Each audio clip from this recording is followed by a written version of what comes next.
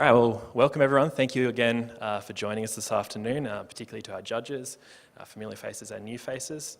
We really appreciate the time you've taken out of your schedule to contribute to this experience for us, which has been ultra beneficial and really rewarding so far. My name's Nick Hudson. Joining me is Danielle Barbian, Kelly O'Shaughnessy and Luke Nofsinger. Today we're going to run you through sort of our analysis and recommendations as it relates to SeatGeek's new partnership with Sporting Kansas City. So behind me is an empty stadium, right? This is the challenge that's faced professional sports teams since the, invent of professional sports. Putting people in seats has been, the key driver for revenue for professional sports teams since they began. This challenge has become more and more, challenging as other options of entertainment have become more prevalent. The in-home experience has become far more enjoyable, and teams are really struggling in some parts of the world to actually get people in their stadiums watching their product on the field. Some teams, fortunately, like Kansas City, don't have that problem.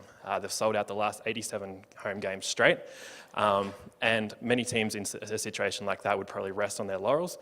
Kansas City are not doing that, to their credit. There's plenty of other ways to reach revenue that doesn't come from direct ticket sales, the incremental revenue that can come from a partnership like the one with SeatGeek. So behind me is sort of a pathway to how we're going to, run you through our journey and our process to where we got to our recommendations. I won't go through line by line, but it gives you an idea of sort of the next 20 minutes and what we're going to cover. So starting with the MLS, SeatGeek, and Sporting Kansas City. So the MLS is, considered one of the most innovative leagues in sport right now. They've been, a pusher of the envelope as such, as it relates to marketing, as it relates to ticket sales, as it relates to club services. And that's where this partnership with a company like SeatGeek, who are really a disruptor in the ticket industry right now, has really come to fruition and really has a potential for success. Which brings us to Sporting Kansas City. The first club deal with SeatGeek. Also, one of the MLS's most successful clubs, MLS's most innovative clubs, and so the partnership there is almost endemic in a sense, and it really has a chance for success moving forward. We looked at this partnership through the lens of a SWOT analysis. This is sort of a summary of what we did.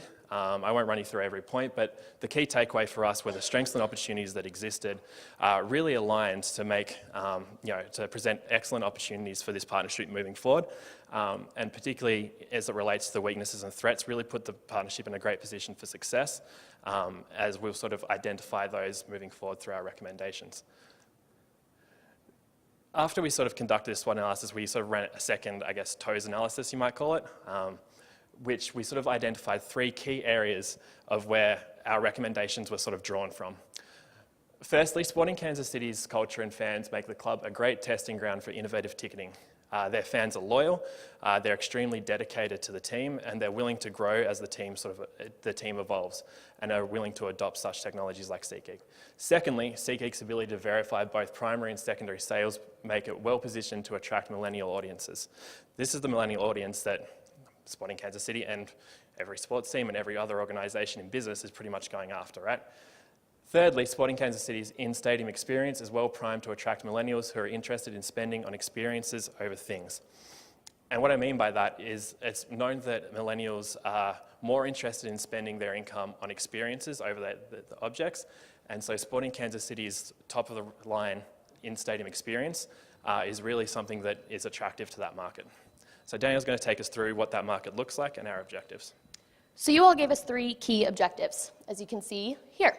The overarching one is to maximize revenue. But like Nick said, you're already selling out 87 games. So what does that look like? So we took it as, how do you take the ticket sales you're already selling and increase the revenue from each of those sales? And then how do you make those sales to a new market, namely the millennials? In addition, how do you identify new sources of revenue? And that's where we're bringing in the partnerships with SeatGeek. So we talked about the millennials, but who are they? Besides the fact that they're 18 to 34, we really focused on the casual fan. You already have these avid fans in Kansas City coming to games, but we want to bring in new people, these fans that are new to KC. So these people really place a high value on social networks. They're digitally savvy and they're willing to try new things, so this partnership with SeatGeek is really prime for them. In addition, they're value conscious, which is great with SeatGeek's value score, but they're more willing to spend on experiences. So if we're going to upcharge them on value, it's all about the experience for them. So given we wanted to target millennials, we looked at some best practices across the industry. So first, we were looking at Dick's Sporting Goods, and they were all about personalizing the experience, measuring people's feet, measuring their gait, and recommending products. They also had a dialogue with consumers. It wasn't just getting data and feedback, it was making a dialogue with them.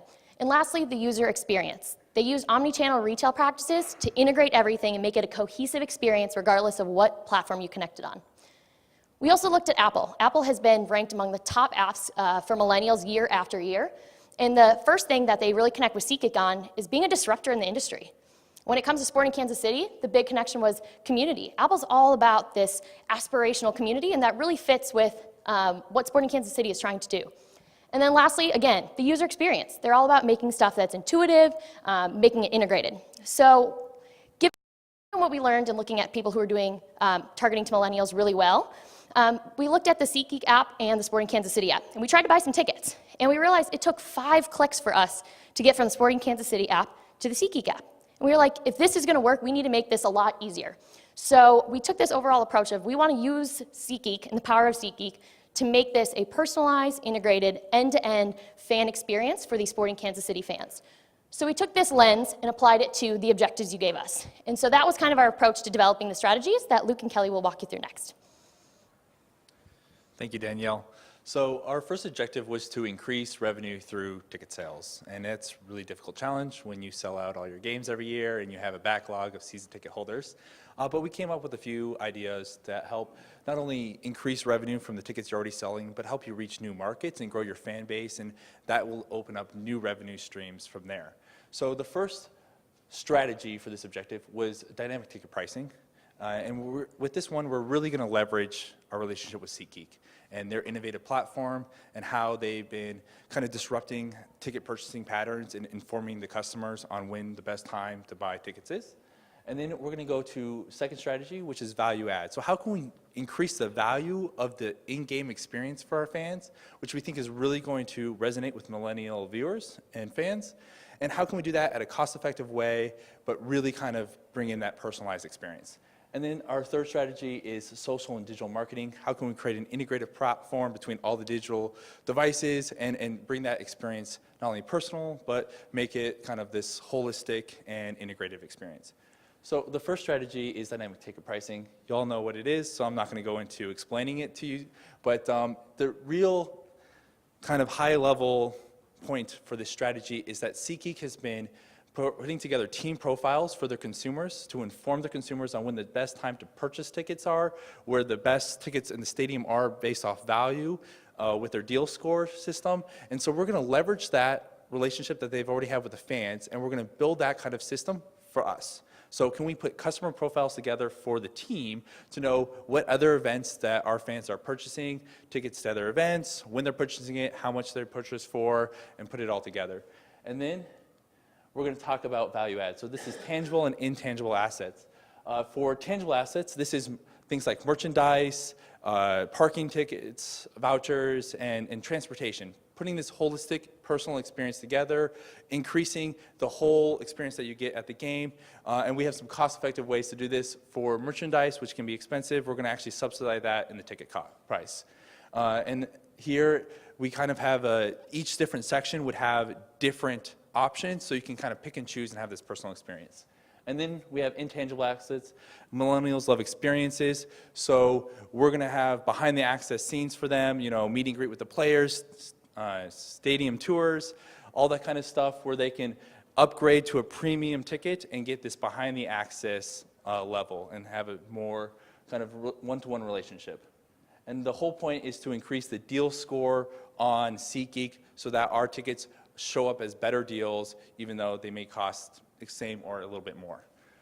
And then premium inventory. So can we use push notifications for when you purchase a ticket, and then another ticket becomes available with a higher deal score rating, where you can push notification to the phone and they can upgrade right then and there. So here's Kelly to walk through social. Thank you. So we know we're going after millennials, and we have to go to wherever millennials are, and that's on social media. And we know through conversations with y'all that you're really interested in having influencer marketing as part of this campaign moving forward, and we definitely agree. And originally, when you think of influencers, you think of the big celebrity that has 2 million followers on Twitter, they send out one tweet, and that's the reach that you're going for. we kind of looked at that and said, we don't know that that fits the Sporting KC brand. So what we're proposing are these micro-influencers here. These are people that are living in Kansas City already. They know the area, they know the people that they're talking to, and they're able to share that message with them in a more sincere way.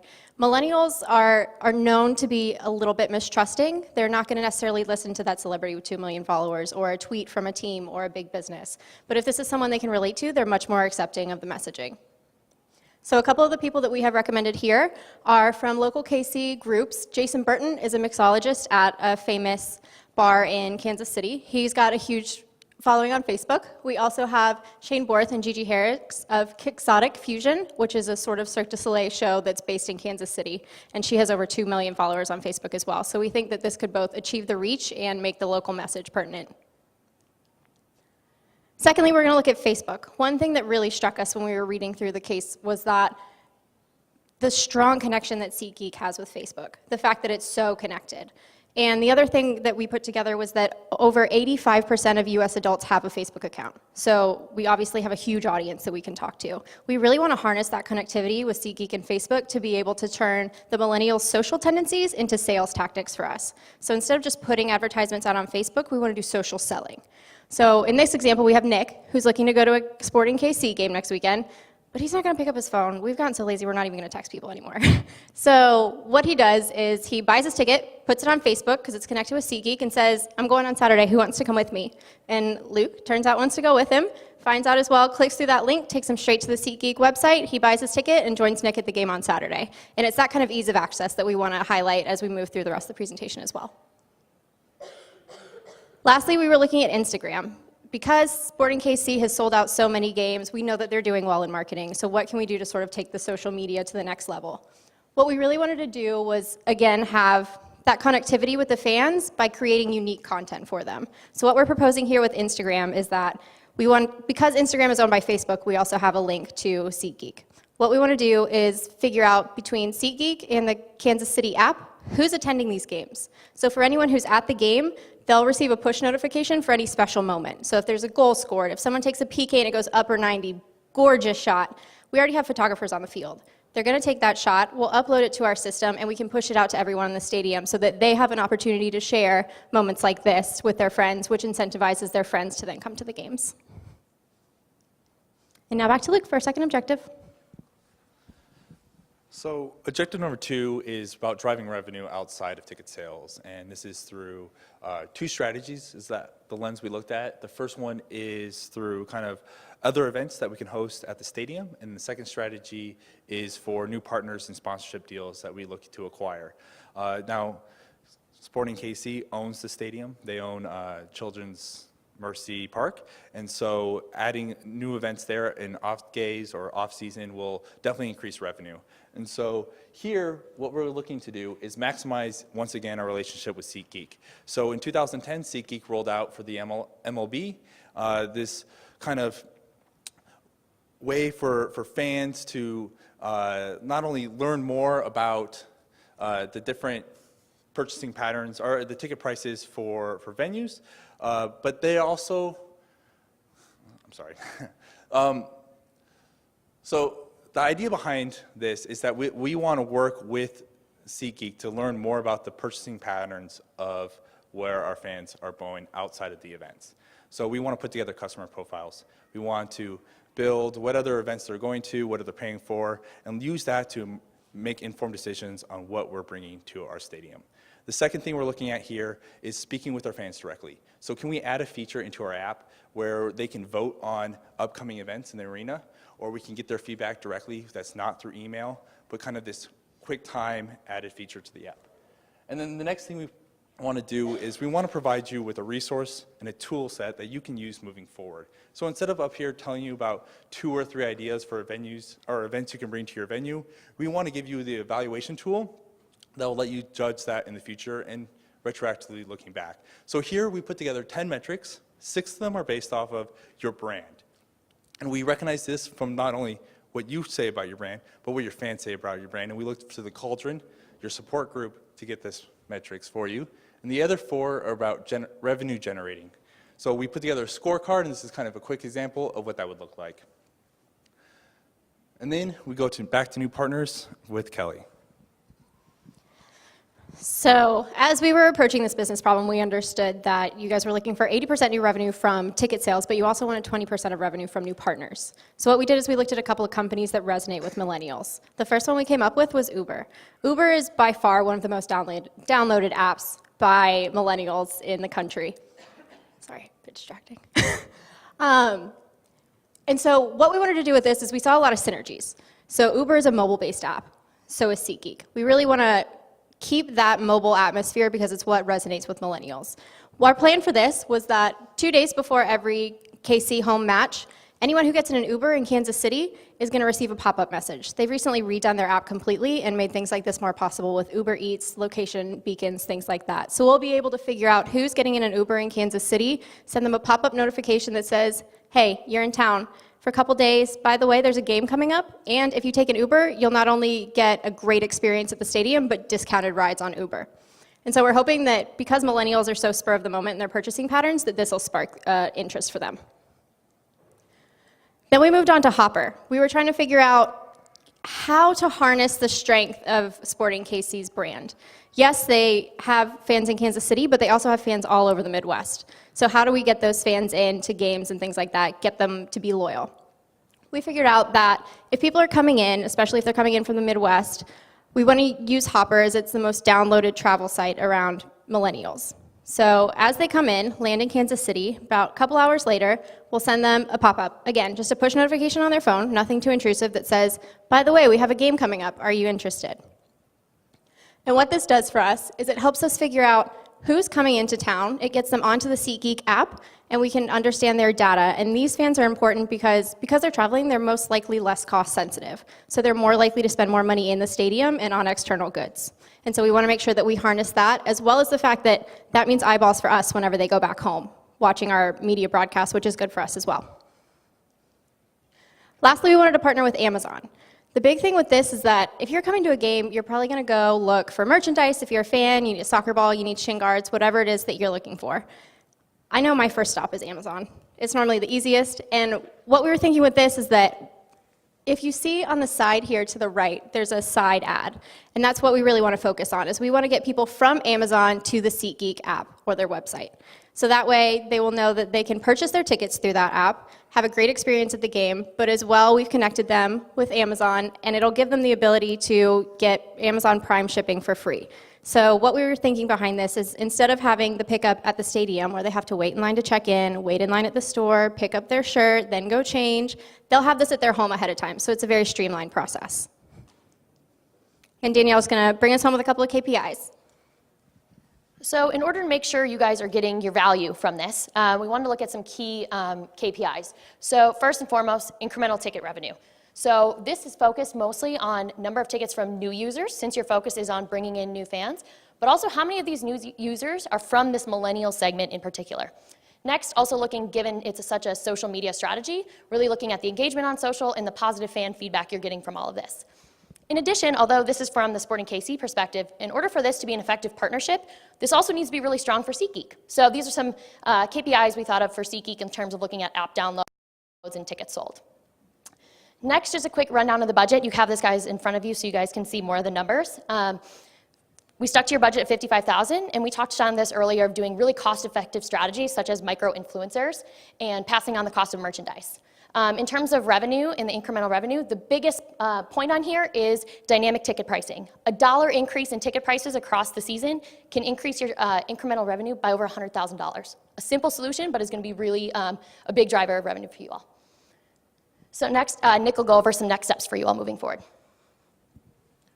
Okay, so behind me I've got what is sort of a year-long plan of how this, I guess, strategy is going to be rolled out. I won't touch on every point, but I will touch on the key points right at the start. The first is those distribution partners, right? Those deals can often take a long time to get in place, so the earlier we get that conversation started, the better that's going to turn out for both parties. Particularly when you're talking about technology and trying to sort of adapt that for both platforms, that's a really important thing to get started early. Next is establishing that dynamic ticket pricing process. Again, this is going to rely on working with SeatGeek to establish that model, but the earlier we get that started, then the earlier we can get that implemented, hopefully for the next season. And then finally is that building functionality piece. We're talking about a lot of different things with social media and linking it back to both the Kansas City app and also SeatGeek. And so making sure that functionality is set up to make that user experience as simple as possible is really, I guess, the key for making this whole entire strategy work. So with that, thank you again, judges. It's been an excellent experience for us, and definitely open the floor for any and all questions that you want to ask of us.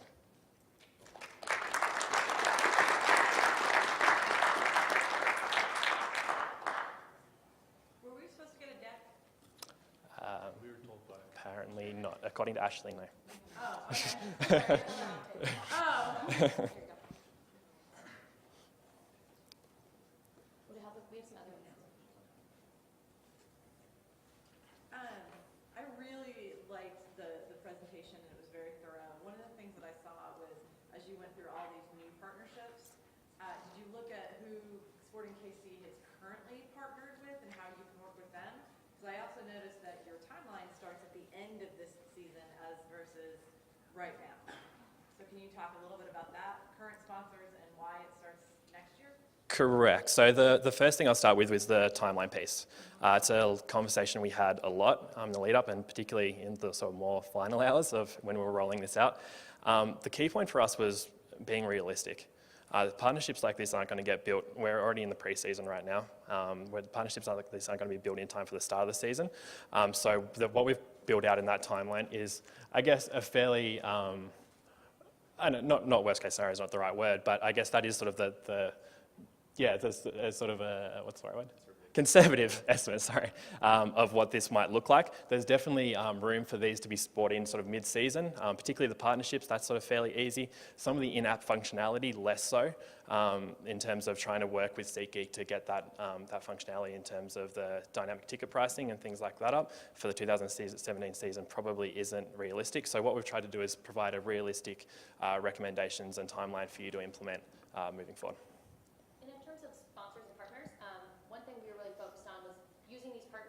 Strategically for the millennials. And so we were looking at what are these millennial apps and how can we, and making sure it wasn't just a partnership, but a distribution partnership. There would be some other partnership assets on top of that, but making sure it was strategic in terms of our partnership, not just for us as Sporting KC, but leveraging this partnership with SeatGeek and making it fit with both of those brands. So why not take somebody that they already have current sponsorship partnership with, roll out something to give for this season, and then implement this plan as you move forward? So we looked long and hard at the list of current sponsors and trying to find something that was endemic in terms of how this technology can be improved, right? So how can SeatGeek work between the two? So we looked for similar things around travel, around mobile-based stuff.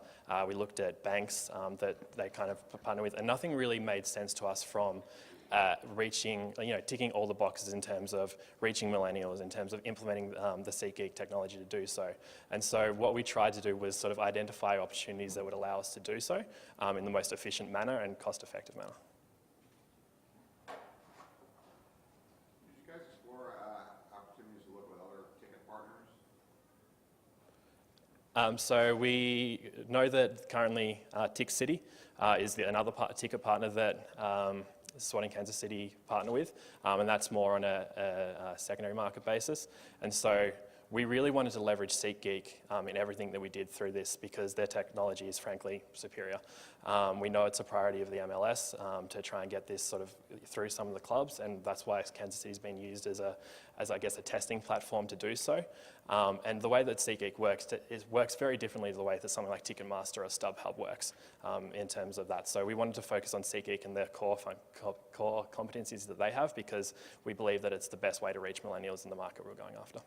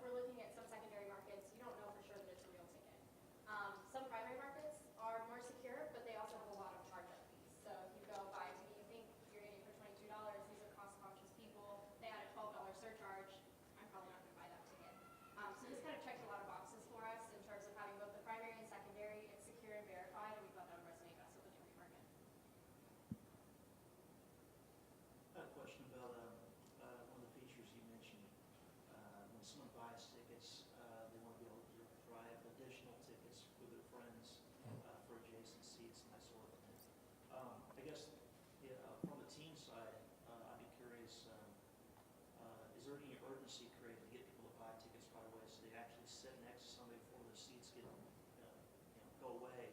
And is there an incentive for somebody to actually encourage their friends? Much like being a group leader, but in this case, it's kind of going through this. Is that something you guys thought about? Yeah, so I guess the key thing that came up for us when we were talking about that was how long can we, because obviously you want the seat available next to you be the one that your friend sits in, right? So how long can we keep that available? What's the cost to Sporting Kansas City of reserving a certain number of seats next to you? So we talked about certain group sizes, so potentially if I'm buying my ticket, as I did in that scenario there, I'd say I'm probably maximum going to get it 3 friends going or something like that, and can reserve that maybe for 24 hours. Now that might come at we talked about potentially coming at an extra cost for me, or potentially becoming at a benefit for me. If I fill those 3 seats, maybe I get a discount on my next game. Question I have is, you mentioned interesting case studies in Dix and Apple. Did you find any that are ticketing specific as it relates to other properties that are trying to reach millennials through various ticketing strategies? That's the first question. I'll get to the second one. Yeah, I can tackle that one. Yeah, sure, thanks. So we didn't go after any of the other ticketing sites, mainly because SeatGeek has by far the better product right now on the market. In fact, if you look at Ticketmaster and StubHub, a lot of the teams that have deals with these companies are starting to get frustrated because they're not innovating, and they've used the same platform for the last few years, and they have all these upcharges, and customers aren't very happy about that either. And so SeatGeek really is kind of leading the charge in this kind of new wave of ticketing and being this kind of marketplace. And so we didn't really want to take another ticketing app and compare it. Another property? Oh, well, to go on that note, we think MLS is actually probably reaching the millennials the best, and it's been their approach kind of at a league level and going with their fan base. Having these supporter groups actually be involved in the decision-making process of the club, millennials love that, and that's one of the reasons why they have one of the younger fan bases out of all the other leagues. For example, the Sounders, the club base there, they can vote every 4 years to remove the GM.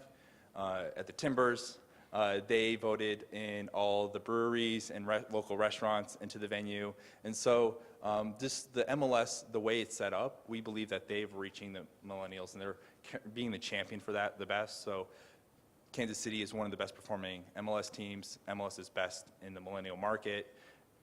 We thought, they stand alone pretty much top of class. The second question I have to do with, I like your idea about social selling, the whole principle behind that, given that you're asking fans to encourage other fans to come to the games. Now that to me lends itself nicely to some type of incentivization of behavior. And in that sense, then that leads into some type of reward or loyalty program. Did you look at that as something that could potentially perhaps drive incremental revenue through, say, merchandise and licensed apparel and so on, so thereby adding more revenue on top of the projection that you have there? Right. We did. So I think Nick had mentioned a little bit earlier, we talked about different options for that in terms of maybe incentivizing that person who put their app on Facebook. If you have 3 friends join, you get $5 off your ticket or something like that. One conversation that we had for a long time that we unfortunately didn't get to include was a point system that people could earn. So if they're buying tickets, especially for multiple games, they could earn up to X amount of points, and that could be changed into either an upgraded seat, merchandise, things like that. So again, incentivizing that behavior to be a more consistent consumer. We have time for one more question, guys. It's not a question. I really like your premium inventory idea of getting push alerts if you bought tickets, but now there are tickets available that are upgraded, and whether you want to upgrade to those. I think that's a great idea. Yeah, so the idea for that came from sort of trying to showcase the experience as best we can to others. And so if you get an app saying, hey, you can get a better experience for $5, you're going to be this much closer, and you're going to get club level access or whatever, that's something I'm going, yeah. Yeah, that's a great idea. Whatever, yeah. Very good. Especially $5. Again, thank you very, very much.